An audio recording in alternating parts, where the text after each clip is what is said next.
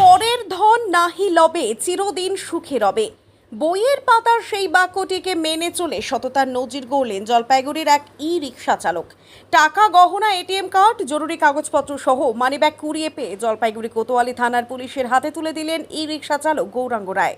জানা গিয়েছে, জলপাইগুড়ির ইঞ্জিনিয়ারিং কলেজ সংলগ্ন এলাকায় ই রিক্সা চালক গৌরাঙ্গ রায় রবিবার রাতে জলপাইগুড়িতে ই রিক্সা চালানোর সময় একটি মানিব্যাগ কুড়িয়ে পায়।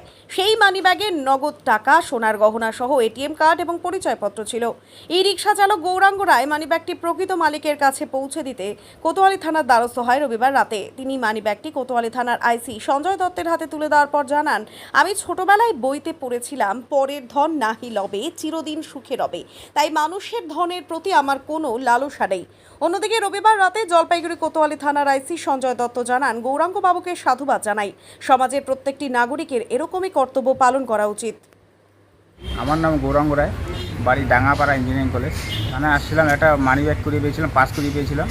সেই পাসটা যাতে থানাতে দিলাম, যাতে প্রকৃত মালিক সেটা পায়। আর পাশে ছিল এটিএম কার্ড ছিল, ভোটার কার্ড ছিল, টাকাও ছিল, টাকা ছিল, সোনাও ছিল। ছোটোবেলা একটা বই পড়ছিলাম, পরের ধন নাহি লবে চিরদিন সুখে রবে। এর জন্য আমি পরের জিনিসটা আমি নিতে চাইনি, যার জন্যই আমি আজকে এটা থানায় জমা দিলাম, যাতে প্রকৃত মালিক গিয়ে সে উপযুক্ত প্রমাণ দিয়ে নিয়ে যেতে পারে। বার্তা দিতে চাই যে পরের জিনিস যে কেউ পাক, সে জানে থানায় এসে বা আপনাদের মাধ্যমে সেটা যোগাযোগ করে থানার মধ্যে দিয়ে দেওয়ার জন্য।